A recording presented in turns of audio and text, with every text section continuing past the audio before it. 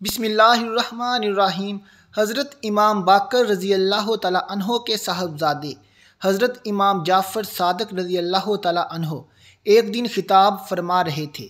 खिताब के दौरान आपने फरमाया, लोगो, जिस औरत में ये चार ऐब पाए जाते हों, इस औरत से शादी ना करना, इससे फ़ौरन दूरी इख्तियार कर लेना। ये चार ऐब रखने वाली औरत इतनी ख़तरनाक है। फरमाया, ये जिस रास्ते से आ रही हो वो रास्ता भी छोड़ देना, शादी करना तो दूर की बात है।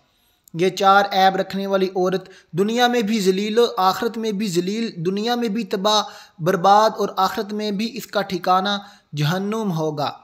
अगर तुम ऐसी औरत के साथ जुड़े रहोगे, अगर तुम भी ऐसी औरत के साथ वाबस्ता रहोगे, तो ऐसी औरत क़यामत के दिन खुद भी जहन्नुम में जाएगी और तुम्हें भी जहन्नुम में ले जाएगी। ऐसी औरत खुद भी मुसीबतों में गिरफ्तार रहेगी, खुद भी तरह तरह की परेशानियों में गिरफ्तार रहेगी और तुम्हें भी मुसीबतों में गिरफ्तार कर डालेगी। ऐसी औरत जिस घर में चली जाए वो घर तबाह बर्बाद हो जाता है। ये चार ऐब रखने वाली औरत जिस घर में डेरा डाल दे तो माँओं की गोद खाली होने लग जाती है। ये औरत माँओं से बेटे छीन लेती है, माँओं से बच्चे छीन लेती है, बेटियों का सुहाग छिन जाता है और भाइयों का मुस्तकबिल बज़ाहिर तारीक नज़र आने लग जाता है।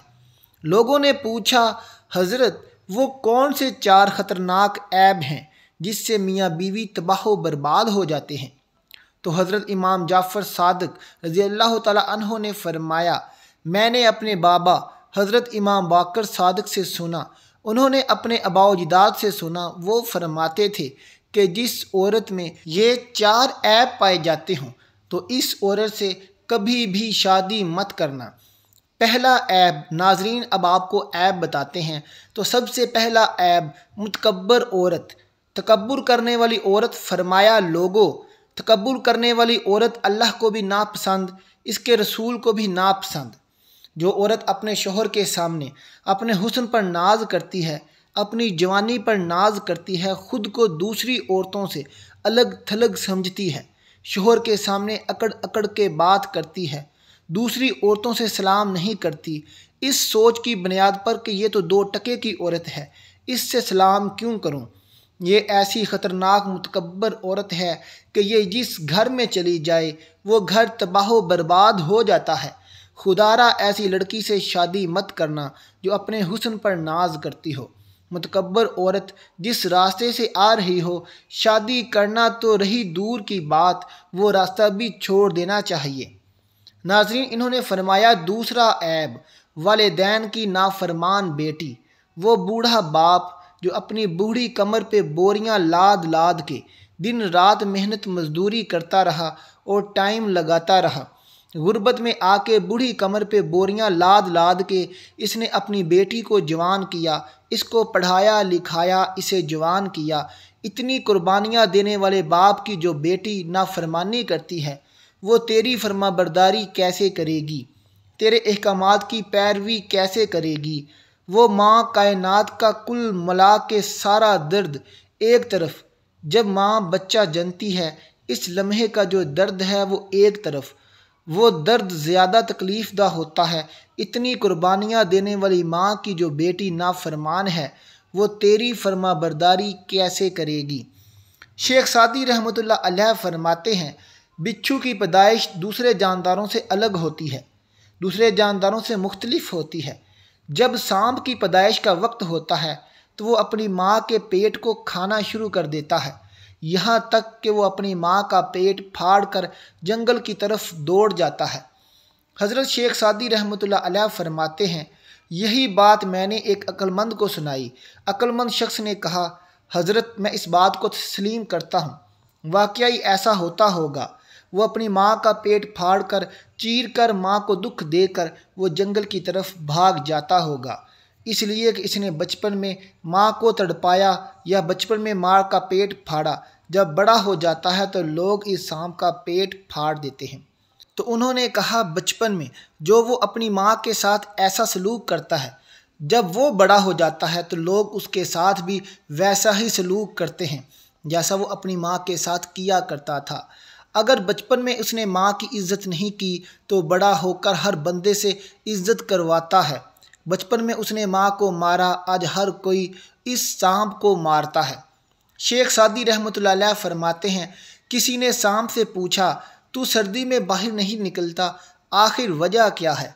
इसने कहा, सर्दी में तो बाहर नहीं निकलता, ये बता गर्मी में मेरी कौन सी इज़्ज़त होती है। बंदे को हर हाल में अपने हम जिनसों से वफा करनी चाहिए, और जो किसी के साथ किस जैसा सलूक करता है, कल उसके साथ भी वैसा ही सलूक किया जाता है। नाजरीन, अपने बूढ़े बाप की सफ़ेद दाढ़ी की हया करो, इससे पहले कि जब तुम बूढ़े हो जाओ तुम्हारी सफ़ेद दाढ़ी की भी हया की जाए। उन्होंने फरमाया, हज़रत इमाम जाफ़र सादिक रज़ी अल्लाह तआला अन्हो ने वालिदैन की नाफरमान बेटी से शादी हरगिज़ ना करना। फिर इन्होंने फरमाया, तीसरे ऐब वाली औरत, बेअदब औरत, जो औरत अपने भाइयों का अदब नहीं करती, जो औरत अपने माँ का अदब नहीं करती, जो औरत अपने बाप का अदब नहीं करती, वो तेरा अदब क्या करेगी। ऐसी औरत से शादी मत करना जिसके पास अदब जैसी दौलत ही नहीं है, जिसके पास एहतराम जैसा ख़जाना ही नहीं है। अदब की बात आई, मुझे हज़रत हकीम लुकमान का वो जुमला याद आ गया। किसी ने पूछा, हज़रत आपने अदब कहाँ से सीखा है? आपने फरमाया, मैंने अदब बेअदब लोगों से सीखा है। पूछने वाले ने दरियाफ्त किया, हज़रत वो कैसे? तो आपने फरमाया, जो काम बेअदब लोग करते हैं मैं इन कामों से नफ़रत करता हूँ, मैं इन कामों से परहेज़ करता हूँ, लिहाजा बेअदबों से मैंने अदब करना सीखा है। इसके बाद इमाम सादिक ने फरमाया, चौथी औरत, फरमाया औरत में चौथा ऐब झूठ बोलने वाली औरत। खुदारा झूठ बोलने वाली औरत से भी शादी ना करना। इतनी सी बात को शोहर के सामने इतना बढ़ाकर सुनाती है। झूठ बोलने वाली औरत जिस घर में डेरा डाल दे, माँओं की गोद खाली होने लग जाती है, माँओं से बेटे छीन लिए जाते हैं, भाइयों में अफरा तफरी मच जाती है। झूठ बोलने वाली औरत जिस घर में दाखिल हो जाए, भाइयों में प्यार मोहब्बत ख़त्म हो जाता है, उनमें जो इकरार होता है, उनमें जो चाहत होती है वो ख़त्म हो जाती है।